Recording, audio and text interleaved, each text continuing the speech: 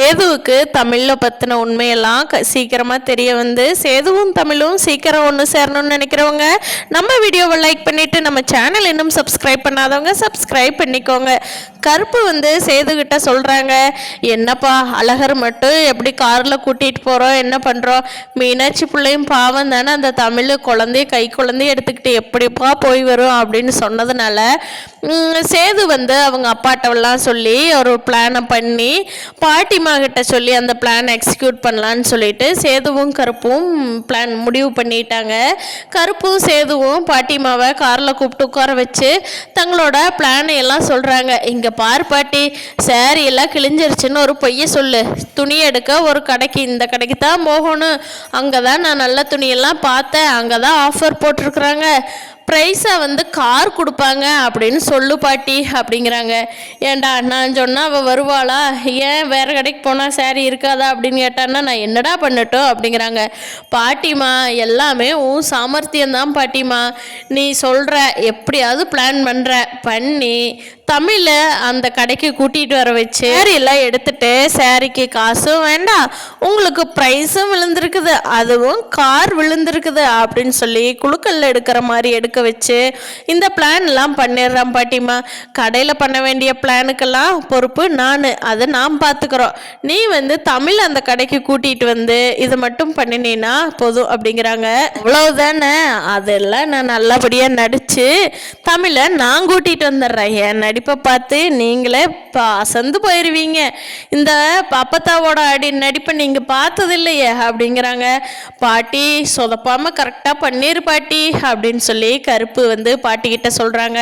டே கருப்பு, நாளைக்கு நீ சொல்லுவ பாருடா, பாட்டிமா பிச்சு உதறாங்க அப்படின்னு. அப்போ சேது சொல்கிறாங்க, சரி பாட்டி நான் உங்களை இறக்கி விட்டுட்டு போகிறோம், கரெக்டாக பிளான் படி பண்ணிடுங்க அப்படின்னு சொல்லிட்டு சேதுவும் கருப்பும் முன்னாடியே இந்த கடைக்கு போய் தன்னோட பிளான் எல்லாம் சொல்லிடுறாங்க. அங்கே எல்லாம் எல்லாமே சொல்லி வச்சிருக்கிறாங்க. பாட்டிமா வந்து ஒரு இடத்துல போய் மரத்தில் வேணுன்னே சாரியை இது பண்ணி கிழிச்சிக்கிட்டு வந்து தமிழ்கிட்டையும் அவங்க அம்மாட்டையும் சொல்கிறாங்க. பாட்டிமா, இங்கே பாரு தமிழ், என்னோட சேலையெல்லாம் கிழிஞ்சு போச்சு, 4-5 பழசா போச்சு, தூக்கி போட்டுட்டேன், 2-3 இந்தா இப்படியே போகிற வழியில் காற்று பயங்கரமாக அடிக்குதா, அங்கே இங்கே நடந்து போகிறப்ப அங்கே இங்கேன்னு பட்டு கிழிஞ்சு போயிடுது தமிழ், எனக்கு ஒரு சேலையை எடுத்து கொடுக்கணும் தமிழ் அப்படிங்கிறாங்க.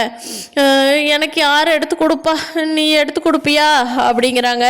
என் பாட்டி இங்கே இருந்துக்கிட்டு நாங்கள் ஒன்றும் சேலை எடுத்து கொடுக்காத அளவுக்கெல்லாம் ஒன்றும் மோசமாக இல்லை, வாங்க நாளைக்கே கடைக்கு போகிறோம், போய் ஒரு சாரி 2 சாரி என்ன 5-6 சாரி சேரை எடுத்துக்கிட்டு வருவோம், உங்களுக்கு சாரி கிழிஞ்ச சாரியெல்லாம் கட்டிக்கிட்டோன்னு எங்கள் கூட கஷ்டப்பட்டு இருக்க வேண்டாம், அந்த வீட்டில் இருந்திருந்தால் இந்நேரம் சேலை கடையே இங்கே கூட்டிகிட்டு வந்திருப்பாங்க, ஏதோ எங்களால் அப்படியெல்லாம் முடியாது, கூட்டிகிட்டு போய் எடுக்க வைப்போம் அப்படின்னு சொல்லி தமிழ் சொல்கிறாங்க. சரி தமிழ், எனக்கு அப்படி எடுத்து கொடுத்தாவே போதும் அப்படிங்கிறாங்க. சரி பாட்டி நாளைக்கு கூட்டிகிட்டு போகிறேன் அப்படின்னு சொல்லிடுறாங்க தமிழ். பாட்டியும் கருப்புக்கிட்ட ஃபோன் பண்ணி சொல்லிடுறாங்க, டே கருப்பு நாளைக்கு வர்றதுக்கு சரின்னு சொல்லிட்டாடா தமிழ், நான் கூட்டிகிட்டு வந்துடுறேன், மற்றது எல்லாம் கரெக்டாக பண்ணிடுங்க அப்படிங்கிறாங்க. பாட்டி இங்கே எல்லாம் பக்காவாக இருக்குது, நீங்களும் தமிழ் வந்தால் மட்டும் போதும், காரும் புக் பண்ணியாச்சு, கொண்டுட்டு வந்து ரெடியாக நிற்கிதுங்க பாட்டி அப்படின்னு சொல்லவும், சரிடா சரிடா நாளைக்கு வந்து நம்ம எல்லா பிளானையும் பண்ணிக்கலாம் அப்படின்னு சொல்லி பாட்டி பிளான் பண்ணிட்டாங்க. வீட்டில் நைட்டு அழகரை தூங்க வைக்கிறதுக்காக சேது கூட்டிகிட்டு போய், ஐஸ்வர்யா எனக்கு கொஞ்சம் தண்ணி தவிக்குது ஐஸ்வர்யா, அழகர் தூங்கிட்டான், இன்றைக்கி எல்லாம் வெளியில எல்லாம் சுற்றிட்டு இருந்து எனக்கு ஒரே டயர்டாக இருக்குது, எனக்கு கொஞ்சம் குடிக்கிறதுக்கு தண்ணி மட்டும் எடுத்துகிட்டு வரையா அப்படின்னு சொல்லி சேது ஐஸ்வர்யாவை அனுப்பிச்சிடுறாங்க. மாமா இருங்க மாமா, நான் இங்கே பாட்டில் வச்சுருந்த தண்ணி தீந்துருச்சு, கீழே போய் கிச்சனில் எடுத்துகிட்டு வர போகிறேன் அப்படிங்கிறாங்க. சரி ஐஸ்வர்யா, உனக்கு ஒன்றும் சிரமம் இல்லையே அப்படிங்கிறாங்க. அதெல்லாம் ஒன்றும் சிரமம் இல்லை மாமா, உங்களுக்கு கூட தண்ணி கொண்டு வந்து கொடுக்காம நான் என்ன பண்ண போகிறேன் அப்படிங்கிறாங்க. சரி ஐஸ்வர்யா போய் எடுத்துகிட்டு வந்து கூட ஐஸ்வர்யா அப்படின்னு சொல்லவும் ஐஸ்வர்யா நைட்டு கிச்சனுக்கு போகிறாங்க, சேதுவுக்கு தண்ணி கொண்டுட்டு வரலான்னு சொல்லிட்டு. அங்கே போகிறப்பவே ஐஸ்வர்யாவுக்கு ஒரு மாதிரி என்னமோ வித்தியாசமாக இருக்குதே, ஏதோ டிஃப்ரெண்ட்டாக சவுண்டு கேட்குதே அப்படின்னு சொல்லிட்டு ஐஸ்வர்யா பார்த்துட்டு இருக்காங்க. அப்போது தண்ணி எடுத்துகிட்டு வர்றாங்க, அங்கே தடன்னு ஒரு மாதிரி சவுண்டு பயங்கரமாக கேட்குது.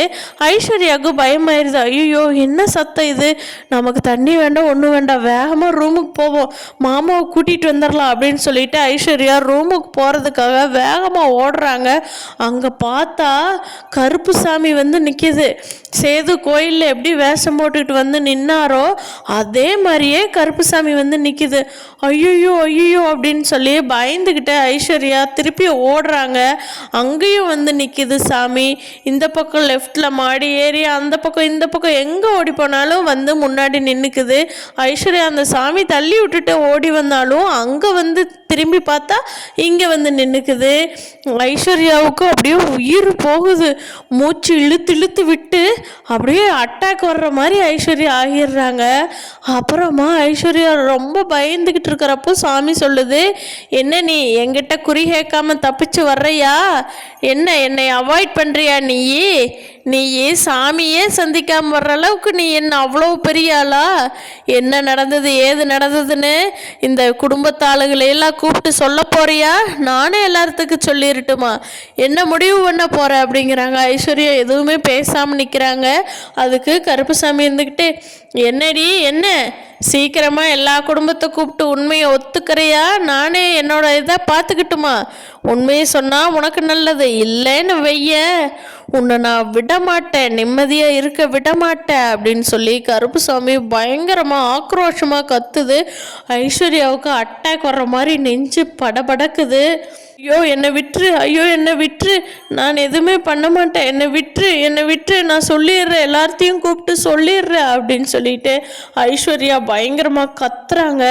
ஐயோ என்னை விட்டுருன்னு கத்துறதை கேட்டுட்டு சேது முழிச்சு பார்க்குறாங்க.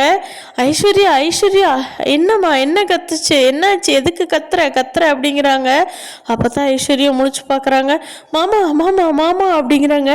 என்ன ஐஸ்வர்யா, என்ன விட்டுருன்னு கத்துற, என்னாச்சு, என்ன கெட்ட கனவு இது கண்டியா அப்படிங்கிறாங்க.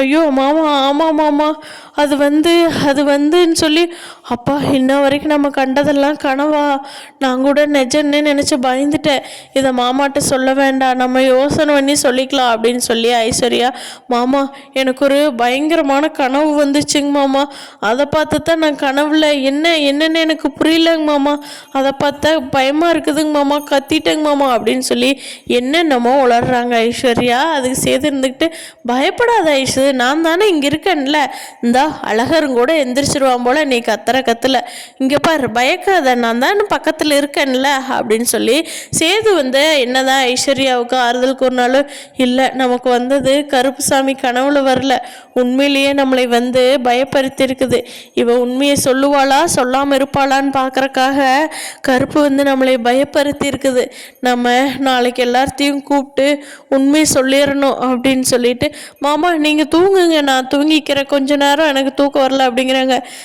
சரி ஒன்றும் பிரச்சனை இல்லையே, நான் தூங்கிக்கவா அப்படிங்கிறாங்க. மாமா நீங்கள் தூங்குங்க, நான் பார்த்துக்கிறேன் அப்படின்னு சொல்லிட்டு ஐஸ்வர்யா ஈஸ்வரிகிட்டையும் சித்ராகிட்டையும் போய் இப்படியெல்லாம் நடந்ததுன்னு சொல்லலாம். அப்போ தான் அவங்க என்ன சொல்கிறாங்கன்னு தெரியும். இல்லை அவங்ககிட்ட சொல்லலாமா, இல்லை நம்மளே நாளைக்கு எல்லாத்தையும் கூப்பிட்டு வச்சு பேசிடுவோமா, இவங்க எல்லார்த்திட்டையும் சொல்கிறதுக்கு விட மாட்டாங்களோ அப்படின்னு சொல்லி பயங்கரமாக யோசிச்சுக்கிட்டே ஐஸ்வர்யாவுக்கு காலையில் வரைக்கும் தூங்காமையே அங்கேயும் இங்கேயும் நடந்துக்கிட்டே ஒரு மாதிரி இங்கே சாமி வந்துருமோ அங்கே சாமி வந்துருமோன்னு பயந்துக்கிட்டே தூக்கம் வராமல் நடந்துக்கிட்டே இருக்கிறாங்க. பார்க்கலாம் ஃப்ரெண்ட்ஸ், சின்ன மருமகள் சீரியலில் நாளைக்கு இன்ட்ரெஸ்டிங்காக நடக்க போகுது.